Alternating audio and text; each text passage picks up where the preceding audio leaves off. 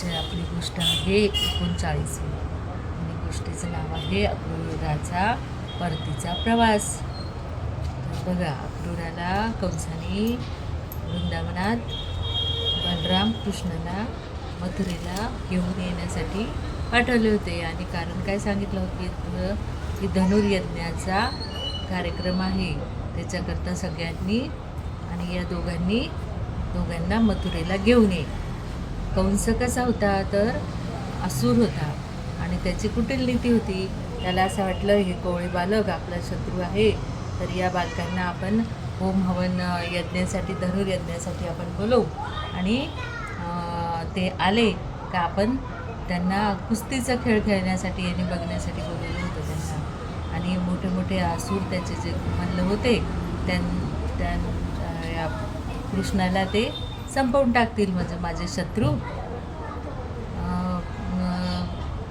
मृत्यू पावेल आणि मग मी सगळ्या पृथ्वीवर माझंच राज्य राहील, एकछत्री राज्य. कारण की त्यांनी वडिलांना पण जेलमध्ये टाकलं होतं आणि तो सगळ्यांना संपवणार होता, जे जे त्याला अडवतात, जे जे चांगले कामं करतात त्यांना. आणि म्हणून अक्रूराची नेमणूक करण्यात आली होती.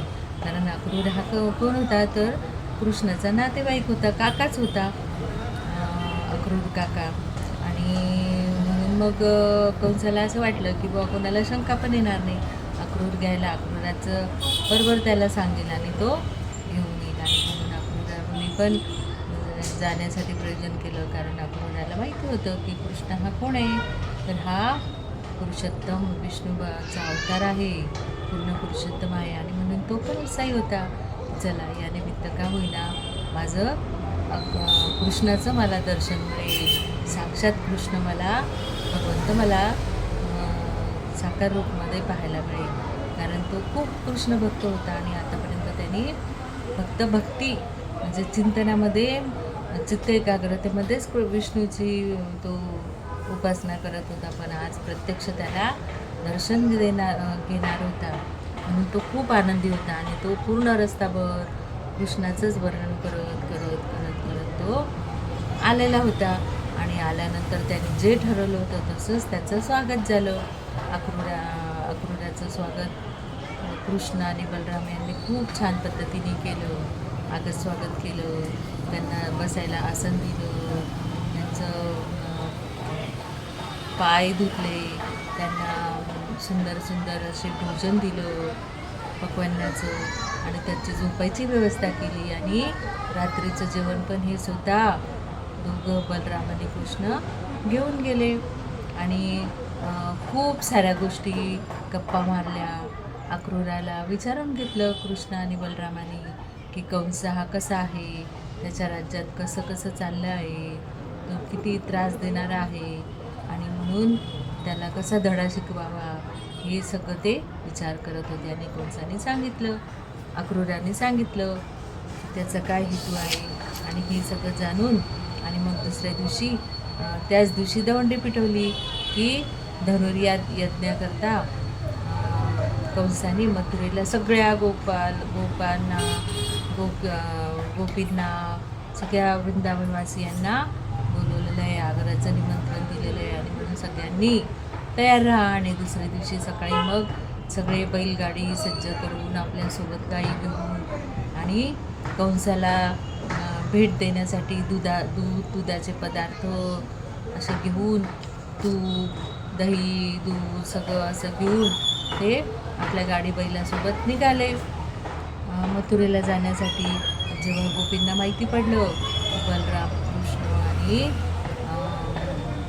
बलराम आणि कृष्ण हे दोघं पण मथुरेला जातील, आणि मग त्यांनी तर धसकाच खाल्ला. कारण ते रोज भगवंताला बघत होते, त्याच्या सान्निध्यात राहत होते, त्याची बासरी मधुर बासरी ऐकत होते आणि कृष्णमय होऊन गेलेले होते हा गोपी. आणि त्यांनी तर खूप धसका खाल्ला. त्यांना माहिती होतं की भगवंत आता किती क्रूर आहे की तो आमच्या रामाने बलरामाला आणि कृष्णाला घेऊन चालला आहे आणि तिथे कंस त्याच्यासोबत काय करेल या चिंतेत त्या रात्रभर झोपल्या नाही, त्या तंतुतवतच झाल्या, त्यांना काहीच सुचेना आता काय करावं. आणि अशा अक्रूराला त्यांनी खूप विनवण्या केल्या की आमच्या बलरामाला आणि कृष्णाला नेऊ नका, तर असं त्यांचं म्हणजे त्यांना खूप दुःख झालं. तर हे नियते, तू अतिशय क्रूर आहेस. असे दिसते की तुला दुसऱ्यावर दया दाखवण्याची कल्पनाच नाही. तुझ्या व्यवस्थेने हृदय एकत्र येतात, परंतु त्याच्या इच्छा पूर्ण झाल्याशिवाय तू त्यांना वेगळे करतेस. हा अगदी लहान मुलांचा खेळच आहे, त्याला काही अर्थ नाही. तू आम्हाला सुंदर कृष्णाची भेट घालून दिलीस, हे फार वाईट केलेस. त्याच्या विशाल ललाटाची शोभा वृद्धिगत करणारी गर्दनिळ्या वर्णाची अलकावली, आकर्षक नासिका, भौतिक जगाचे दुःख कमी करण्याकरिता असलेले त्याचे सततचे मधुर स्मित हास्य, आणि अशा कृष्णाला आमच्यापासून दूर जाणार. गोपी मथुरेतील महोत्सवाची कल्पना करू लागल्या. श्रीकृष्ण मथुरेच्या रस्त्यावरून निघाले असतील. मथुरेच्या स्त्रिया तसेच तरुण मुले आपापल्या प्रसादाच्या सज्जातून त्यांचे अवलोकन करतील. मथुरेत आशारे भोजनदक सात्यात अशा घराण्यातील लोक निवास करीत होते, आणि कृष्णाने जन्म घेतलेल्या यदुवंशाच्याच वेगवेगळ्या शाखा होत्या. गोपीनंतर अक्रूराच्या कार्याची निर्वसना करू लागल्या. त्या म्हणाल्या, असे क्रूर कर्म करणाऱ्याला अक्रूर म्हणू नये.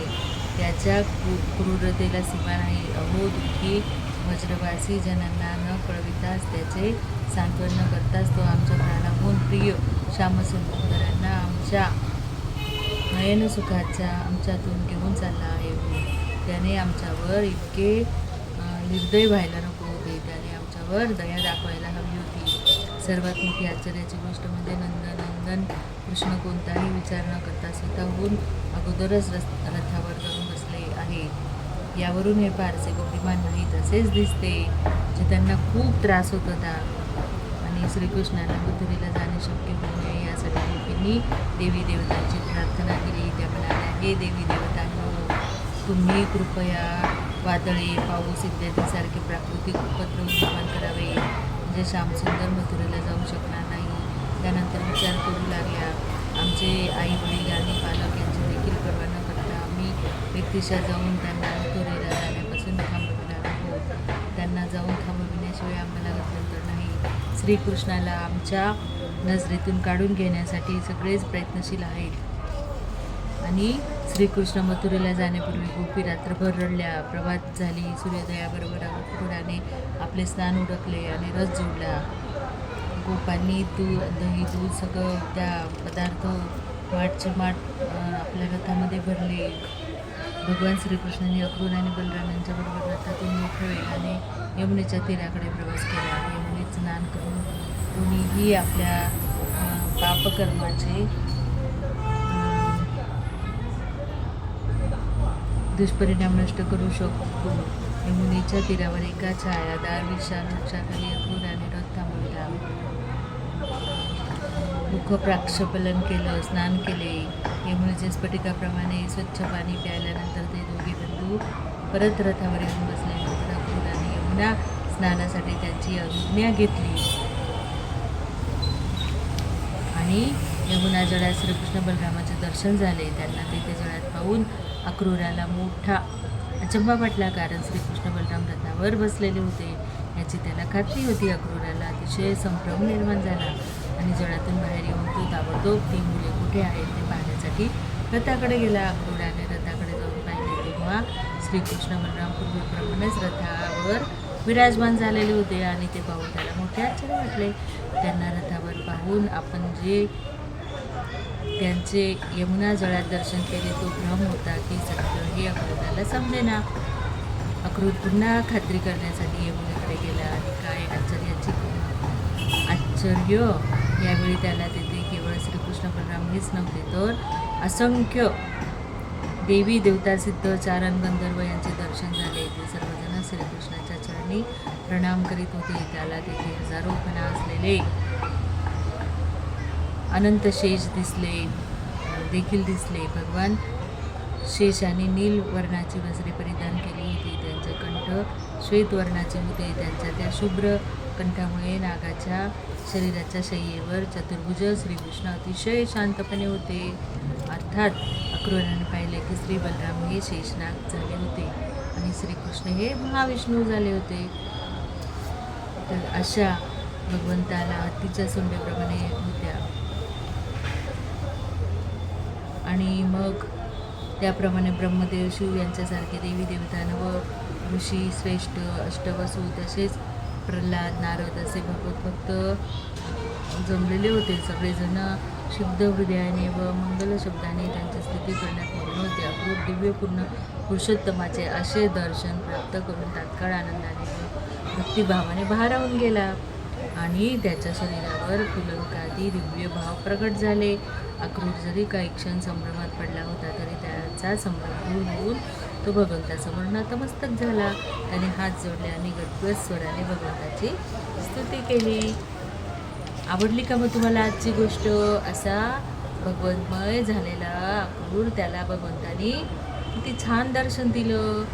त्या यमुनेच्या डोहामध्ये सगळे देवी देवता सगळी, आणि तो क्षीरसागरावर ज्याप्रमाणे शेषनागावर झोपलेला आहे असं त्याला दर्शन दिलं. असा हा भाग्यवान अक्रूर.